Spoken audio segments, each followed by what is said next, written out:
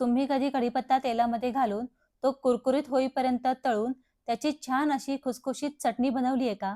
नसेल बनवली तर ही रेसिपी एकदा नक्की बघा. कढीपत्ता स्वच्छ धुवून, पुसून, वाळवून घ्यायचा.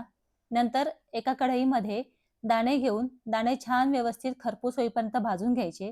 दाणे काढून घेतल्यानंतर मग त्याच्यामध्ये खोबरं घ्यायचं. खोबरंही छान व्यवस्थित भाजून घ्यायचं. खोबरं भाजून झाल्यानंतर पांढरे तीळ भाजून घ्यायचे. पांढरे तीळ भाजून झाल्यानंतर मग कढीपत्ता जो आहे तो चांगला कुरकुरीत होईपर्यंत तेलामध्ये तळून घ्यायचा. कढीपत्ता तळून झाला की एका मिक्सरच्या भांड्यामध्ये हा सगळा कढीपत्ता घालायचा. त्याच्यावरून दाणे, नंतर खोबरं, नंतर तीळ. तीळ घालून झाल्यानंतर ह्याच्यामध्ये आपल्याला चिंच घालायची आहे, थोडासा गूळ घालायचा आणि लसणाच्या पाकळ्या घालायच्या. एकदा फिरवून घ्यायचं. मग नंतर त्याच्यामध्ये तिखट आणि चवीप्रमाणे मीठ घालून पुन्हा व्यवस्थित पल्स मोडवरती मिक्सर चालू बंद करून फिरवून घ्यायचं. म्हणजे चटणी ही अशी सुरेख तयार होते. खूप सुंदर चटणी तयार होते. एकदा नक्की ट्राय करा. रेसिपी आवडल्यास चॅनलला लाईक, शेअर आणि सबस्क्राईब करायला विसरू नका. बाय.